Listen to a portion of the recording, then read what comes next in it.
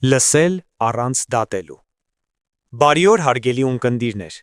Դուք միացել եք հաղորդակցության ուժը զրույցի հերթական թողարկմանը։ Այս անգամ եւս ներկայացվելու է ոչ բռնի հաղորդակցության կարևոր բաղադրիչներից մի քանիսը։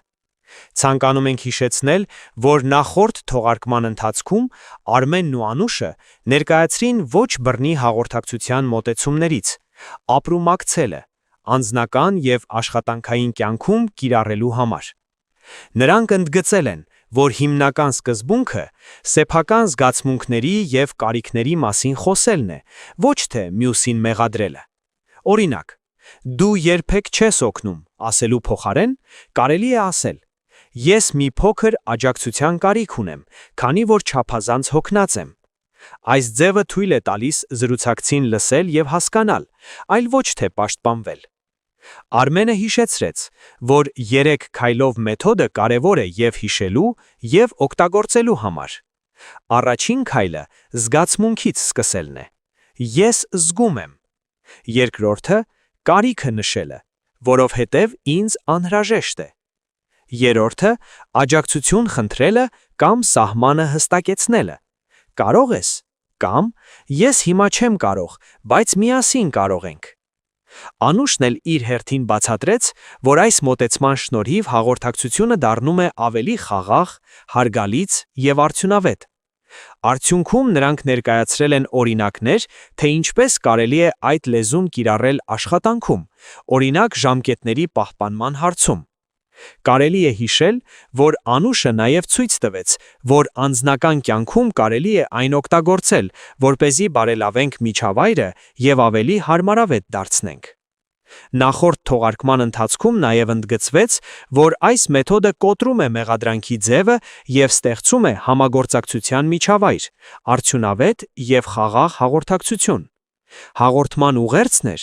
անկեղծ եւ հարգալից արտահայտված կարիքները ստեղծում են վստահելի կապեր եւ աջակցություն։ Իսկ եզրափակիչ խորհուրդը՝ արտահայտեք կարիքները բաց եւ անկեղծ, հարգեք մյուսին, եւ հարաբերությունները կդառնան ավելի վստահ, խաղաղ եւ ներդաշնակ։ Հարգելի ունկնդիրներ, այս թողարկումը մենք նվիրել ենք այն թեմային, թե ինչպես կարելի է լսել մյուսին առանց դատելու եւ շտապելու։ Գագիկն ու Նվարդը ներկայացրել են ոչ բռնի հաղորդակցության սկզբունքները, վարքի վրա կենտրոնանալու փոխարեն ուշադրություն դարձնելով զգացմունքներին եւ կարիքներին։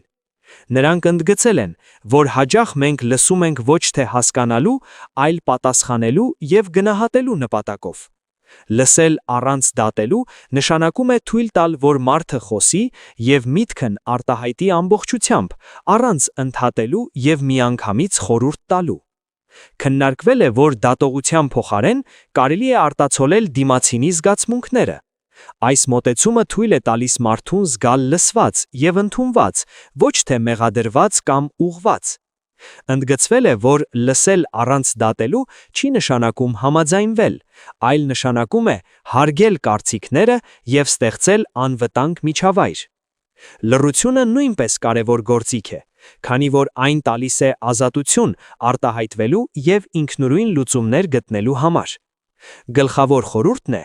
փորձեք մեկ զրույցում կիրառել այս մոտեցումը եւ կզգաք, որ հաղորդակցությունը եւ հարաբերությունները դառնում են ավելի վստահ, անկեղծ եւ ջերմ։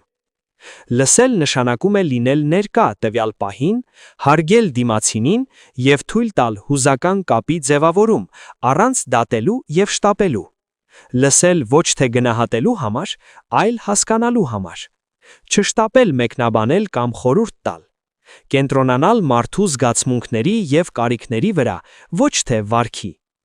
Արդյունքում այս մոտեցումը ստեղծում է անվտանգ եւ հարգալից միջավայր, որտեղ մարդիկ բաց ու անկեղծ են։ Փոխվում է հաղորդակցության որակը եւ հարաբերությունները դառնում են ավելի վստահ եւ ջերմ։ Բարև ձեզ։ Դուք լսում եք հաղորդակցության ուժի հերթական թողարկումը։ Ես Գագիկն եմ։ Այսօր խոսելու ենք մի երևույթի մասին, որը թվում է շատ պարզ, բայց իրականում ամենադժվարն է։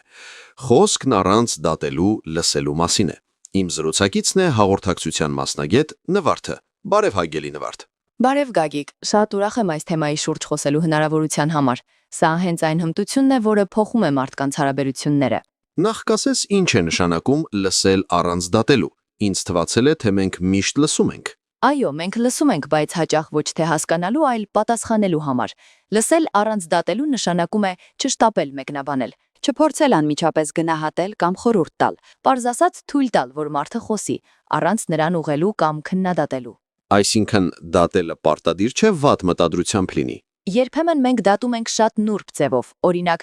լավ, բայց դու էլ միշտ չափազանցված ես արձագանքում։ Դա դատողություն է, թեկուզ հնչում է մեղմ։ Մարդն իրեն լսված չի զգում, որովհետև իրեն կարծես ավելի շատ գնահատում են, քան հասկանում։ Իսկ ինչն է օգնում չդատել, երբ լսում ես։ Ես օրինակ հաճախ ուզում եմ միանգամից լուծում առաջարկել։ Դա շատերիս մոտ է լինում, բայց ոչ բռնի հաղորդակցման մեջ կարևոր սկզբունք է։ Մարդուն լսեք ոչ թե նրա պատմությունը փոխելու, այլ նրա ապրումը տեսնելու համար։ Կենտրոնացեք նրա զգացմունքի վրա եւ այլևս կարիք չեք զգա դատելու։ Կարող ես օրինակ բերել, ինչ տարբերություն կա դատելով եւ չդատելով ունկնդրելու ձևերի միջև։ Իհարկե,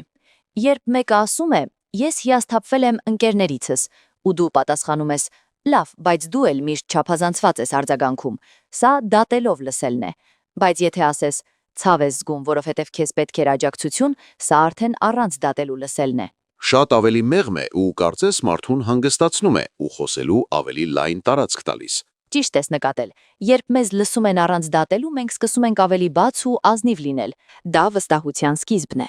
Բայց նվարդ, երբեմն դժվար է լսել, հատկապես եթե մարդն ասում է մի բան, որի հետ մենք համաձայն չենք, ինչպես անեմ, որ իմ ներսում էլ չդատեմ։ Շատ կարևոր հարց ես տալիս։ Լսելն առանց դատելու չի նշանակում համաձայնվել։ Կարելի է չհամաձայնվել եւ միևնույն ժամանակ հարգանքով լսել։ Կարելի է ասել, ես տեսնում եմ, որ սա քեզ համար կարևոր է, թեկուզ իմ տեսակը տարբեր է։ Այս ձևով դու չես գրոհում, այլ հարգում ես։ Այսինքն առանց դատելու լսելը նաև վերաբերում է տարբեր կարծիքների նկատմամբ ունեցած հարգանքին։ Այո, երբ մենք հարգանքով ենք լսում, մյուսն իրեն անվտանգ է զգում, իսկ հենց անվտանգություն կա, արդեն հնարավոր է իսկական շփում։ Երբեմն ես նկատում եմ, որ լռությունն էլ նույնպես շատ բան է ասում, դա էլ է մաս առանց դատելու ձևի։ Իհարկե, լռությունը լսելու ամենահզոր ձևերից է։ Երբ դու չես ընդհատում եւ չես շտապում պատասխանել, մարդը զգում է, որ իր պատմությունը արժե լսել։ Այդ լռության մեջ նա հաճախ հենց ինքն էլ գտնում է իր պատասխանը։ Այսինքն լռելը կարող է լինել ամենաակտիվ լսելու ձևը։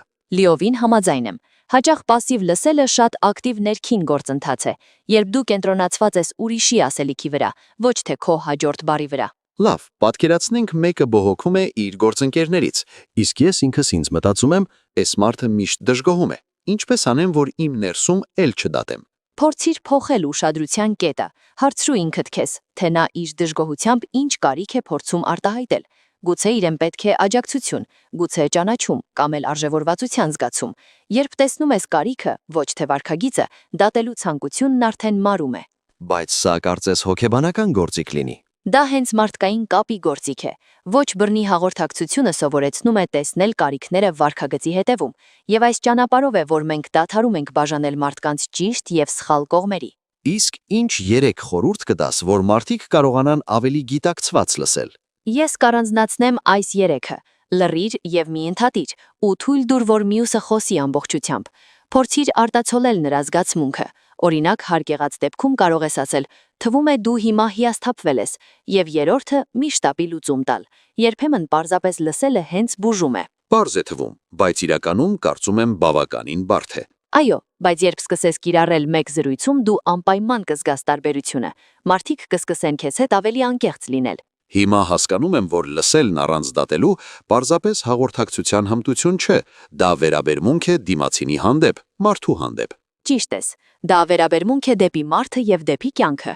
չշտապել, չդատել, պարզապես լինել։ Շնորհակալ եմ Նվարդ։ Այս զրույցը իսկապես ավելի հստակեցրեց մի միտք։ Լսել նշանակում է սիրել եւ ընդունել։ Գագիկ շատ գեղեցիկ ես ձևակերպում, եւ եթե մեր լսողները մեկ անգամ փորձեն պարզապես լսել առանց դիմացինին մեկնաբանելու, վստահ եմ տարբերությունը անմիջապես կզգան։ Շնորհակալություն Նվարդ, շնորհակալություն բոլորին, որ մեզ հետ էիք։ Մինչ հաջորդ թողարկում։ Եվ հիշեք, երբ լսում եք առանց դատելու, դուք ստեղծում եք մի տարածք, որտեղ մարդը կարող է լինել հենց ինքը, այնպիսին, ինչպիսին որ կա։ Կտեսնի համագործակցության հնարավորություն եւ ձեր առկայություն ու ազատության միջավայր, չէ՞ որ համագործակցությունը շատ կարևոր է ազատության համար։